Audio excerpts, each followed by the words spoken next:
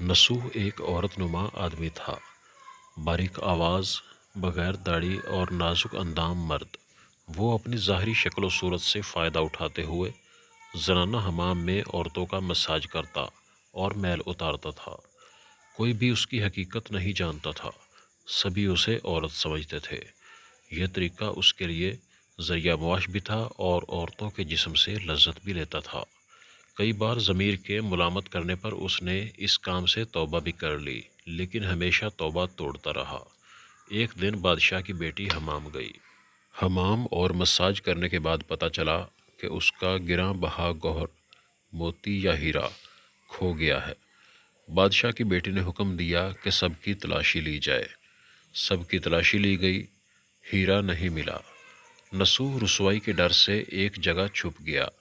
جب اس نے دیکھا کہ شہزادی کی کنیزیں اسے ڈھونڈ رہی ہیں تو سچے دل سے خدا کو پکارا اور خدا کی بارگاہ میں دل سے توبہ کی اور وعدہ کیا کہ آئندہ کبھی یہ کام نہیں کروں گا، میری لاج رکھ لے مولا۔ دعا مانگ ہی رہا تھا کہ اچانک باہر سے آواز سنائی دی کہ نصوح کو چھوڑ دو، ہیرا مل گیا ہے۔ نصوح نم آنکھوں سے شہزادی سے رخصت لے کر گھر آیا۔ نصوح نے قدرت کا کرشمہ دیکھ لیا تھا اور ہمیشہ ہمیشہ کے لیے اس کام سے توبہ کر لی۔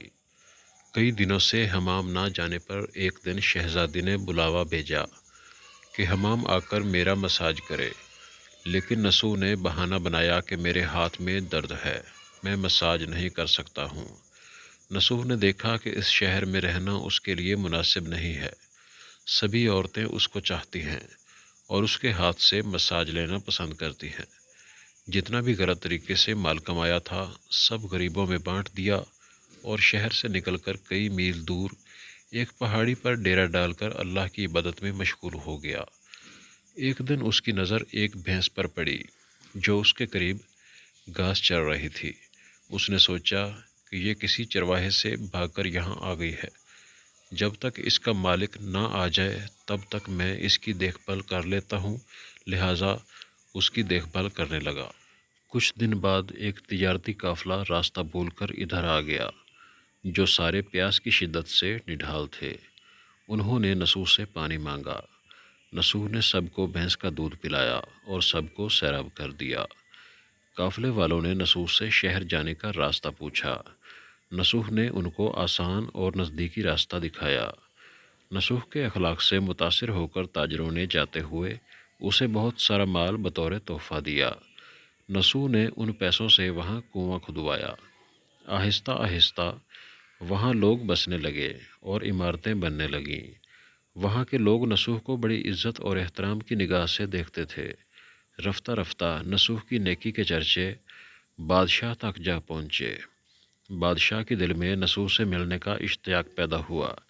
اس نے نصوح کو پیغام بھیجا کہ بادشاہ آپ سے ملنا چاہتے ہیں، مہربانی کر کے دربار پر تشریف لے آئیں۔ جب نصوح کو بادشاہ کا پیغام ملا اس نے ملنے سے انکار کر دیا اور معذرت چاہی کہ مجھے بہت سارے کام ہیں، میں نہیں آ سکتا۔ بادشاہ کو بہت تعجب ہوا، مگر اس بے نیازی کو دیکھ کر ملنے کی طلب اور بڑھ گئی۔ بادشاہ نے کہا کہ اگر نصوح نہیں آ سکتے تو ہم خود اس کے پاس جائیں گے۔ جب بادشاہ نصوح کے علاقے میں داخل ہوا، خدا کی طرف سے ملک الموت کو حکم ہوا کہ بادشاہ کی روح قبض کر لے۔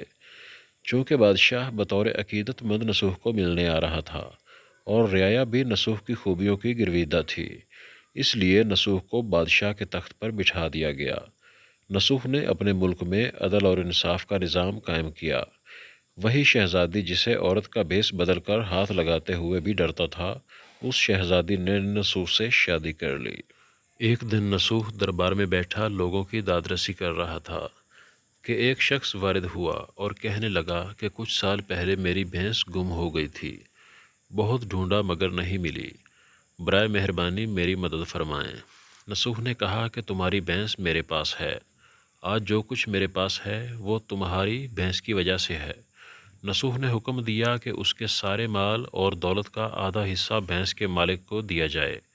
وہ شخص خدا کے حکم سے کہنے لگا، اے نصوح جان لو، نہ میں انسان ہوں اور نہ ہی وہ جانور بھینس ہے، بلکہ ہم دو فرشتے ہیں، تمہارے امتحان کے لیے آئے تھے۔ یہ سارا مال اور دولت تمہارے سچے دل سے توبہ کرنے کا نتیجہ ہے۔